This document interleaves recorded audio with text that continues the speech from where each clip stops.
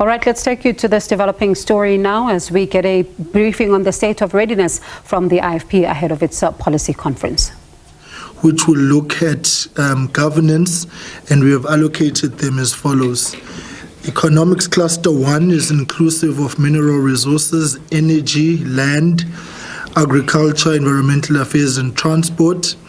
Economics Cluster 2 is finance and economics, trade and industry, technology, communications, empowerment and labor. We then have the governance cluster, which would look at cooperative governance and traditional affairs.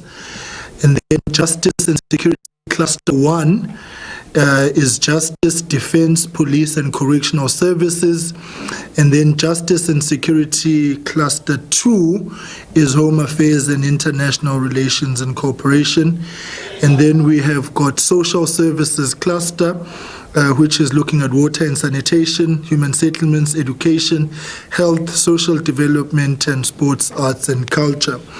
Then there's the special programs and special focus groups, which is women, youth, and people with disabilities. It is our belief that we have proven beyond any form of reasonable doubt that the ANC is completely unfit to govern, and it is therefore of utmost importance that we take up this challenge and fill the leadership vacuum in the country that has been left by those in power through placing sound and implementable and stable policies on the national agenda. We are also confident that we will produce over the next 2 days of a policy review, policies that can take into their South Africans into their confidence, and rest assured that the country will be in good hands after the 2024 national and provincial elections. Indeed, we do know that the country has been misgoverned and destroyed, and the decisions of those in power that they've taken over the past 3 decades have left millions of South Africans unemployed. We come to this policy conference to ensure that we are able to present a credible and viable policy alternative for South Africans and specifically the electorate in 2024. So we are going to be starting the program tomorrow. Can I have that one there? Sorry. So the program overview is that the officials, the top 7 of the party, has been briefed and taken on a walkabout of the entire precinct earlier on.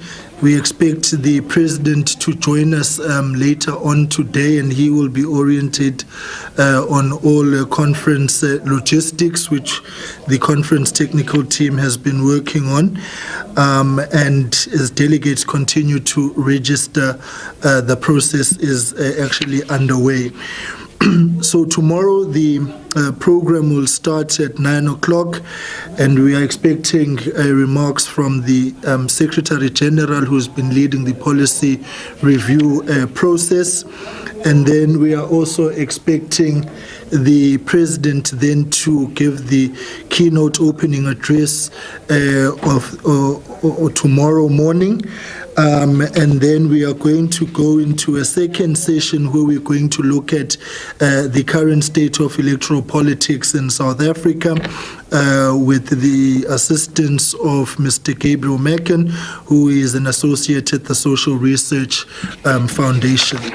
What will then happen tomorrow afternoon is that the breakaway groups, as I've outlined them, will then go into their commissions and discuss the draft policy documents which have served before the party structures, and those structures are obviously coming to this conference to make the necessary input, and then tomorrow evening, the commissions will then consolidate the discussions and the inputs that would have been held in the commissions and the breakaway areas. That the commissions will be closed sessions. And then on Wednesday, what we'll do is then each of the 7 commissions will report back to plenary for discussion and adoption of what would have been the outcomes of the discussions. So we'll have Economics 1 and 2, Governance, Justice 1 and 2, and the Social Services and the Special Programs in that order. What we'll do at the end of each discussion and adoption of the draft documents is that the chairpersons of the various commissions and their presenters will come into this venue for an interactive session with the colleagues of the media and brief you on all aspects and the final decisions that would have taken place. Then in the afternoon on Wednesday, the Secretary General will then give the executive summary of the policy positions that would have been taken, and then the President of the IFP will then close the conference. So we are calling on South Africans really to join us as we undergo this process, because we are working for South Africans and are placing a special emphasis on the bread and butter issues that affect all our people at the center of this national policy conference. The leadership of the party will be at your disposal at any time that you require them on any matter, and we as the comms team will also be available to you. What we are confident of is that it is all systems go, and we are looking forward to a conference that is going to deliver on its mandate. Of course, the policy decisions we take here are forming the basis of the manifesto, which is due to be launched by the IFP in March 2024. So that will be this exercise is therefore important in that regard, because we will then be able to formulate the roadmap. The policy documents are going to be certified by the National Council in January 2024. The National Council is the highest decision-making body in between conferences, the general conferences of the party, and of course that general conference at another time is due, which is August 2024. So from our side, we want to really just confirm that the IFP is confident about this conference, and we are confident that we're going to make meaningful contributions and meaningful outcomes because we are positioning the IFP for government in 2024. And so the policy positions that will be taken today, over the next 2 days rather, are going to be key and central to the governance and developmental agenda of the country come 2024 and beyond. So that is really how far one would want to leave it, and then we can take questions, and the director will assist in that regard. Thanks, Comrade Liz. Thank you very much, Mashasha. Thank you for that opening briefing. Can I ask whether any of our colleagues in the media would like to ask us any questions? If you raise your hand, you know the process. Just introduce yourself and then tell us where you're from, and then shoot your question. Please. Ayanda? Thank you. Ayanda from the SABC. Mr. Klang, I just wanted to check. I see that the last time the conference was held was more than 10 years ago or 15 years ago. Maybe just to get why has it taken so long for the party to hold your policy conference? And I know now that I'm stepping out of what we're discussing here, but we've just received news that the Pretoria High Court has ruled on the King Misuzulu's court case. If we can just please, if we will get reaction from the IFP on that, on the court ruling. Thank you. I'll take all of them at once. Okay. Can I ask?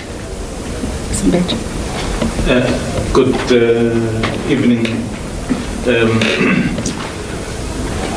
On the other issues related to obviously party politics, we see that there's a lot of movement within the political space, and then the IFP, very crucial, is holding its policy conference. But then you are also part of the bigger arrangement, which is the pre-election pact. called multi-party charter. We saw yesterday someone who is actually thought to be, in inverted commas, I would say the clandestine face of the charter. So what is the attitude of the IFP, given that you are already in a particular pre-election arrangement, but somehow it looks like someone else is coming through? Not much has been said, but you know what? The less said sometimes says more. That was like a riddle. Double toil and trouble. Try and work out. Okay, can I see if there are any more hands at the stage? Mashasha, do you want to answer those? All right. No? Thanks. So the party has been undergoing a process of renormalization and regularization of its processes over the past 10 years specifically. You'll remember that we had the policy review conference ahead of the 2009 elections, which, of course, after that, everybody knows we had the trouble of the split in the party, and so there's been a heightened focus on the normalizing of party structures. There's been a focus on mass mobilization around branches.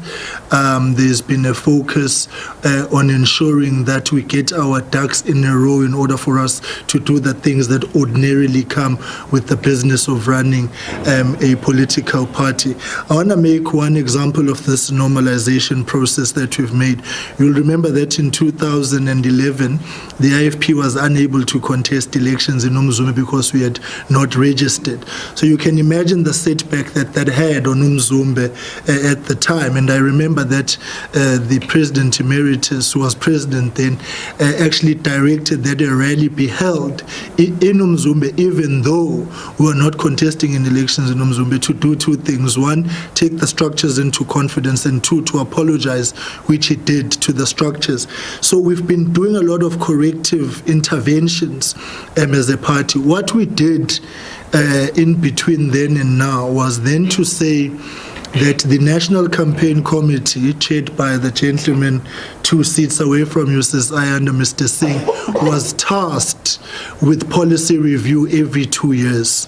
So policy review has been taking place, but outside the prescripts of a conference. And the National Council and the 2012 conference directed that the National Campaign Committee take over this responsibility. In 2020, the Secretary General was confident that the party had reached a point where the conference could take place, but we were interrupted by COVID-19 in doing that. So this has been part of a process. So we've arrived at this conference. The policy review and the committees have been at work for the past 18 months now, and so it culminates into that. So it's been no other reason other than us responding to the political dynamics that are at play. And we are quite, and that's testament to a party that has been able to claw back, fight back, and reclaim its trajectory. And we are buoyed, of course, by the electoral success.